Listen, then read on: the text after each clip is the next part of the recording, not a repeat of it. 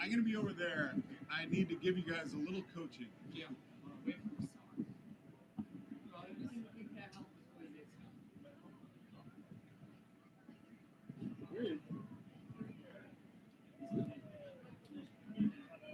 So you have the foam condom because we didn't have the little wing protectors. They vanished. So what I need you to do, protect it from the wind. I don't want you having to sit here like this.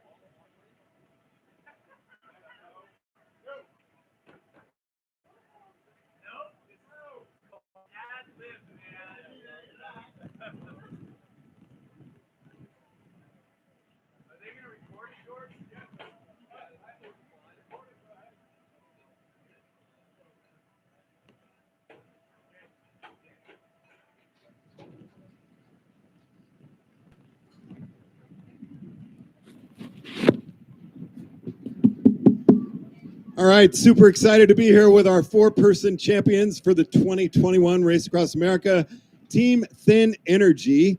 Would love for you guys to each introduce yourselves real quick. Do you have your microphone? Hello, my name is Rasan Bahati.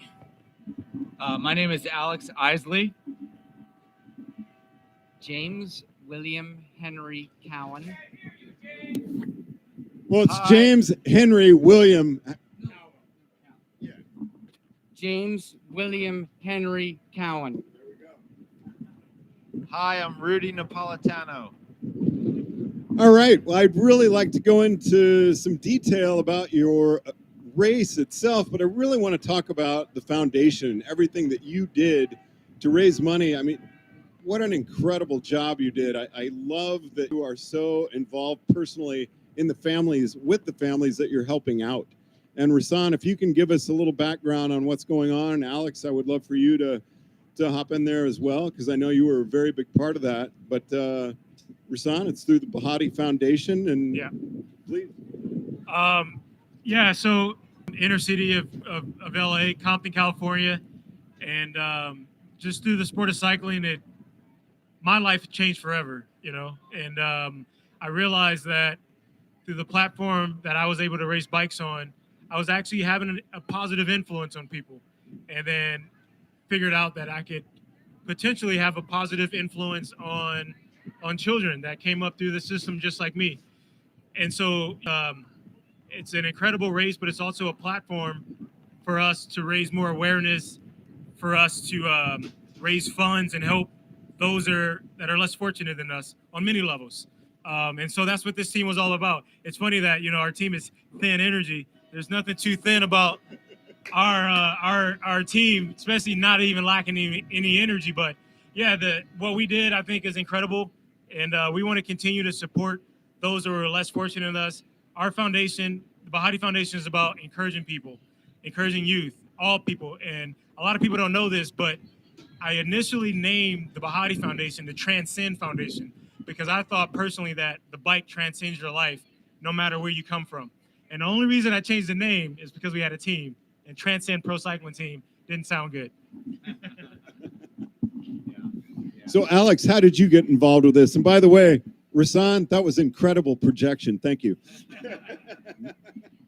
Well, you know, I've known Rasan now for probably about 11 or 12 years, and we raced together, ran in 2018 as a four-man team, and I knew a lot about the foundation at the time, and I knew it was something really special. And it's all about giving back, as you know, with him and what he wants to do for the community and the sport itself. And for somebody who's just a really avid cyclist and just loves to get on my bike and ride, I couldn't think of a better partnership. And, you know, to align ourselves with him and what he's done and how much he's done to the community of cycling and I mean, he's a true inspiration for a lot of cyclists that are out there. And for us, when we were looking at this year and what we wanted to even take it to a different level when it came to raising money, for us, we wanted to make it more tangible. And we worked with the local LAPD homicide division, and we identified 3 families who really felt like we deserved, or that they deserved, the money that we were going to raise. You know, unfortunately, they had one of the parents of the kids that were at the wrong time at the wrong place. And you know, you have these young kids that, as a dad myself, I can totally relate, growing up, that we wanted to give them something a little bit special. And they didn't ask for our support and for what we were going to do. And they were surprised when, you know, about 2 weeks before the race itself, that one of their detectives on their case contacted them and said, "Hey, you got these 4 guys that want to race their bike across America and raise money for you and your family. So when your kids grow up, you know, they have something there for them that can make them better." And that's what the foundation was all about. So, you know, to be a part of that and to race with these guys, I mean, it really doesn't get any better than this. Did you have any contact with the families while you were racing? I personally didn't, not while we were racing, but they were for sure tracking us. It's amazing. The tracking system is amazing. And I think as technology grows, that's only going to get more exciting. But finding out how many people are actually tracking us every single hour of the day is pretty exciting. So I did. I mean, I talked to each of the families individually, and I'll be very transparent. You know, I got incredibly emotional, you know, to hear their stories and the hardships that they're going through right now. And they didn't expect it. And, you know, for somebody who's done this race a couple of times already, it just incentivized even more for what we're doing. You know, Ram is a lot more than just racing your bike for 3,000 miles. There's a lot more behind it.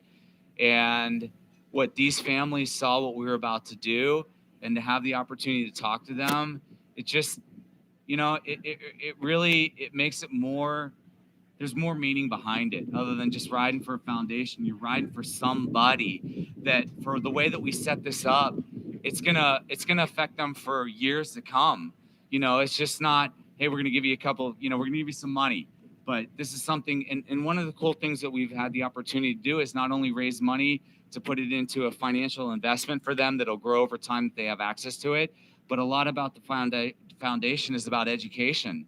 And, you know, if we're going to provide to them consulting from some of the financial advisors that actually sit on the executive board for the foundation to teach them how to manage money. And in hindsight, if I had somebody do that to me back when I was in my, you know, teens, believe me, it'd be a game changer. So there's a lot more that comes with this than what we're doing. So please go into a little bit more detail about what happened to the families and how they got into this situation. Yeah, unfortunately, you know, inner city life is tough and it can be cruel at times. I grew up in Compton, where at the age of 9 years old, I saw someone get murdered on my front porch, and it's something that I'll never forget. You know, and it's no kid should ever see that. You know, and so unfortunately for these families, they've witnessed these things. In fact, one family was at a park just having a good time, as a family should, and their father was gunned down. Some of it is acts of, you know, the bullet doesn't have a name, and they're just in the wrong place at the wrong time. And unfortunately, you know, that misery met them at the door. And I don't know, it's hard to articulate, you know, the emotions that they are going through, because thank God for me, and I hope it never happens, I've never been at that situation.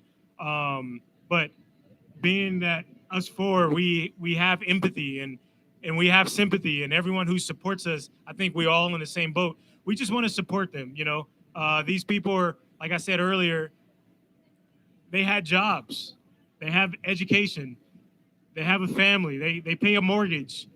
They're not out doing the wrong thing, but the wrong thing caught up to them. And that's just, it's just sad. That's they say good people die young, and sometimes it's so true. They didn't deserve to die the way that they did. But I am a true believer, and there's someone that's well beyond our comprehension that takes care of us, and it was their time. And unfortunately, it was that way. But it's our duty now to keep their memory alive and raise money for their children, and that's what it was meant to be. And I truly believe that. You had some very supportive members of the LAPD behind this project that actually came along on the race with you. Yeah, we did. The one person in particular is Detective Cedric Washington, and he was a true inspiration. He was the conduit for us being able to identify those families, and there's a lot behind that. Cedric actually has a deeper story with Ram. And back in 2006, one of his partners was shot in the line of duty. And his partner was, the fact is, we got Cedric right here. She was paralyzed from the neck down. And in 2010, she came and she did Ram on a hand bike. I announced that finish and saw her come in. And you were here, And what's great about Cedric is that he was here. He was in Oceanside when she started the race, and for him, I think that this story is a lot deeper because he got to experience a little bit different. He was on the course and he got an opportunity to see what she went through. So, he was a massive inspiration, and he's been with LAPD homicide for a long time and 25 plus years. And, there are hundreds of families from where we are in LA that we could have picked from. And he helped hand select that and shortlist it and brought us a bunch of people and said, these are the people. And the one thing I want to note is there's a lot of families out there that were in these unfortunate situations, but the ones that we hand selected, the 3, they deserve it and they appreciate it. And they were in Oceanside that Saturday morning, and they were there with us to see us off. So I want to give massive props to this guy right here because he was really the true inspiration, the conduit for really identifying who those families were. He's a big piece of what we did. What was your goal as far as fundraising is concerned? Did you meet it, and how can people contribute? So our goal was to raise $50,000 for this race, and it's funny because it's where do you come up with $50,000, right? It's like, is it 50? Is it 100? Is it 250? And I know a lot of the teams that come into this is that for Ram, they identified themselves, they aligned themselves with an organization and a charity, and they have their own individual goals. And we said, you know what? Look, if we can raise $50,000 and we distribute that $50,000 amongst the 3 families, we feel like that's a good jump start for them to kind of get things going. And you think about it, a lot of these kids are, some of them aren't even 10 years old. So you set it, 10 years later, how much will that grow over time? So we were like, $50,000 is a good point. And I don't know what the final number is now, but our team told us that we exceeded that already. So we've met our goal. We're over 50,000. I know that that's going to continue on for some of the other things that we have going on post-race here, but it's going to go to a great cause. And, I do want to say that there's a big difference. There are teams, and I've been on one of them before in the races that I've done, is that the monies that they raise, a good portion of it goes to funding the race itself. It's not cheap to do Ram. Whether you're a solo, a 2-man, 4-man, or 8-man team, you got to pay to play. And, with the race like this, we wanted to try to raise enough money that we can actually take the donations that people are supporting us and put it into the foundation. So going out to the sponsors and saying, hey, look, we need a foundation. We need a platform to get us to do it, because at the end of the day, if it wasn't for our sponsors to come out of pocket and say, hey, look, we support you guys and everything you're doing and what the Body Foundation is all about, we'll give you what you need to do the race, so that when you go out there to promote it, we're still behind the foundation, and we know that the monies that we're given to you may not directly go to the foundation, but it's going to the platform that gives you the opportunity to do that. So we're incredibly grateful for the the support that we've had from those sponsors. How can people donate that are interested in helping out? Yeah, if you're interested, you just you can Google Bahati Foundation. We're on all platforms: Twitter, Facebook, Instagram. Our website is up and running. We promote education, music, and sports. So if three of those things are passionate to you or touch your heart, you can click on that donate button and know that that charitable donation is going to sports or going to education or music. And spelling is right there on Alex's shirt. Bam. There. There you go. Yeah. So other thing, very admirable goal there, but you came here to win. And you got SoCal Cindy and Mr. Four Names Cowan right here. So what is the question? Oh, I had no question. That was a statement. We definitely came to win. It's funny because when James and I knew we were going to be on the team, we talked a little bit about maybe what this race was going to be like, and is it more of like an in the moment competition or just a drawn out week long endeavor? And I told James, I said, listen, if I see someone on a bike ahead of me, I'm going to chase him down. Like, that's the way it is. And that happened. That happened this week. We had been racing for 3 or 4 days, hadn't seen anybody. We're just like a ship out in the middle of the ocean. And then over the horizon, we see someone pedaling a bike, and it was race on. And, if you're a competitor, something happens inside you, and the whole game changes. And we got to experience that for about 100 miles, and it was probably the highlight of the trip for me. One of the things I like about this, Mr. Cowan, is it's a nonstop adrenaline rush. When you're leading, when you're close, it just doesn't go away. And you are always racing, and to have that going 24 hours a day for a week, I love it. What was that like for you? It was just a regular day for me, to be honest. I mean, I wake up, my alarm just says attack. And so to be surrounded by 3 other guys who are just like, if you want to attack, we'll attack. I mean, I've been attacking since we left Oceanside. Like every minute, every pedal stroke. Or I have literally been watching my wattometer and just being like, that cannot go below that number. Just go, now. And for no reason other than I want to race. This is a race. And we raced as hard as we could. We trained, we raced, we have a good cause. And yeah, this is a dream come true. How do you come down from that adrenaline rush? I would love to hear that from each of you in conclusion here. And let's start with you. Because it's tough. I'm going to just build up for next year. So I need, obviously, the strategy that we came into this year was not the right strategy. We came in believing we were going to ride for 30 minutes and then rest. It's going to be 4 or 5 minutes next year. We're going to go hard, a lot harder. So we're going to need to work on that. And you're going to have to get a crew that works like clockwork. I'm going to see my heart rate absolutely max. I only saw my heart rate high in Arizona because of the heat. I want to see it high the whole way. We need to go harder. I love the way you come down from an adrenaline rush. There is no.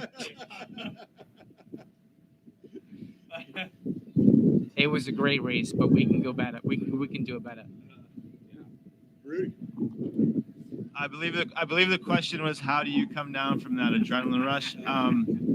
For me, it's a waiting game. I think I was up at 6 a.m. this morning, like waiting for someone to tell me when to get on the bike. Like, your coffee's ready. Yeah, your coffee's ready. It's time to go kid up. Like at a certain point, your body gets into a rhythm, and you have to just accept the fact that it's going to take about a week or 2 for that rhythm to subside.